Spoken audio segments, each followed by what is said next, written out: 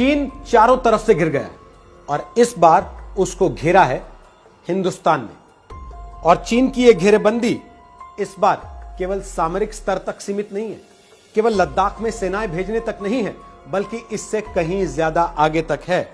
और इस बार भारत ने एक ऐसा चक्रव्यूह खड़ा किया है जिससे निकलना चीन के लिए मुश्किल ही नहीं, ऐसा लगता है कि नामुमकिन होगा, क्योंकि भारत की तैयारी इस बार केवल चीन की हरकतों को रोकने तक की नहीं है, बल्कि उससे कहीं ज्यादा आगे तक की है। पूरी दुनिया में कोरोना वायरस को फैलाने के लिए चीन को जिम्मेदार ठहराया जा रहा है। चीन एक ऐसा देश है जिसकी दोस्ती किसी को नहीं दिखती, लेकिन उसकी खुराफातें दुनिया भर में हर दिशा में तुरंत पकड़ में आ जाती हैं। मगर इस बार चीन की खुराफात का उसे ऐसा जवाब मिलने के संकेत हैं जिसे चीन आने वाले कई समय तक याद रखेगा। और इस बार यह जवाब उसे मिलने के संकेत हैं किसी और की तरफ से नहीं, बल्कि भारत की तरफ से। भारत ने चीन के खिलाफ इस बार जो चक्रव्यूह बनाया है वो 3 हिस्सों में है। एक सामरिक, उसके बाद दूसरा व्यूह है कूटनीतिक, और उसके बाद तीसरा व्यू है आर्थिक। तो एक एक करके जान लीजिए कि भारत ने इस बार चीन को सही रास्ते पर लाने के लिए 3 परतों के इस चक्रव्यूह के जरिए अपनी रणनीति कैसे तैयार की है।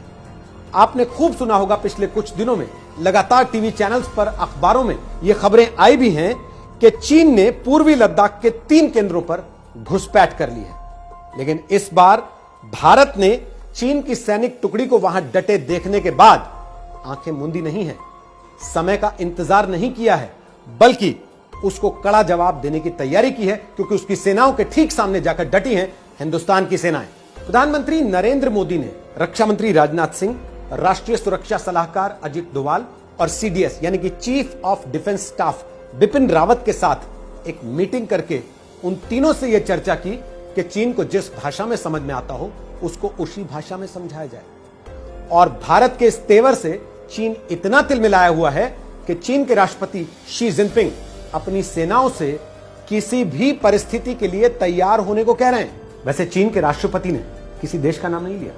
दुनिया जानती है इस वक्त चीन का तनाव अमेरिका के साथ भी चल रहा है, क्योंकि कोरोना के खिलाफ लड़ाई में चीन के रवैये को लेकर अमेरिका लगातार सवाल उठाता रहा है।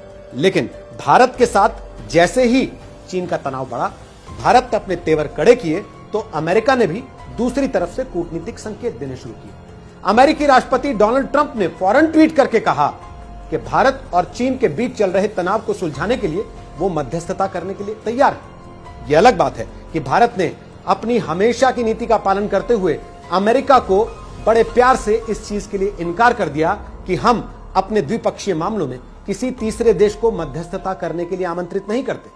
दरअसल कोरोना संक्रमण के दौरान जहां भारत ने अपना पूरा ध्यान कोरोना के खिलाफ लड़ाई पर लगा रखा था, चीन ने उस समय का इस्तेमाल किया भारत और चीन की सीमा पर, जिसे एलएसी का इलाका कहा जाता है, लाइन ऑफ एक्चुअल कंट्रोल, वहां 5000 सैनिकों की तैनाती करने का काम करने के लिए। बड़ी तेजी से चीन ने वहां पर अपने ये सैनिक तैनात कर दिए। लेकिन भारत की ये नाराजगी और फिर अमेरिका का तेवर चीन को अलग थलग इस मामले पर कर रहा है।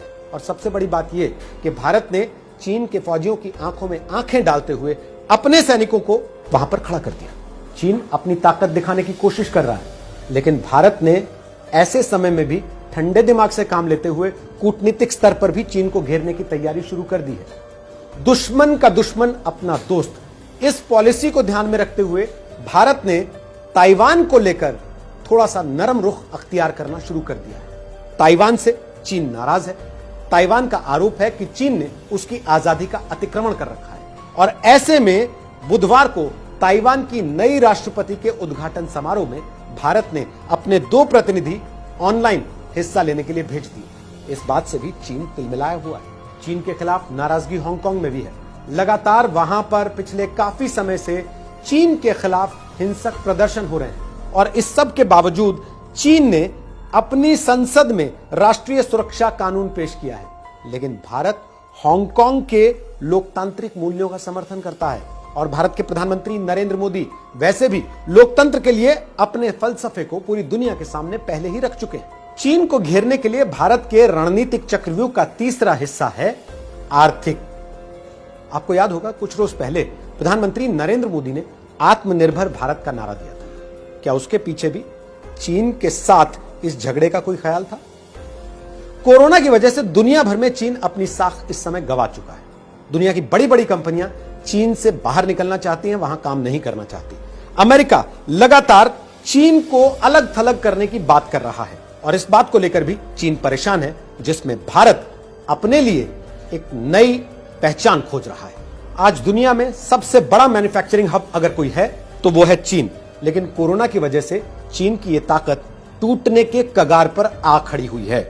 कोरोना से पैदा हुई दिक्कतों के बीच दुनिया भर की करीब 1000 ऐसी कंपनियां हैं जिन्होंने ये कहा है कि अब वो चीन में काम नहीं करना चाहती।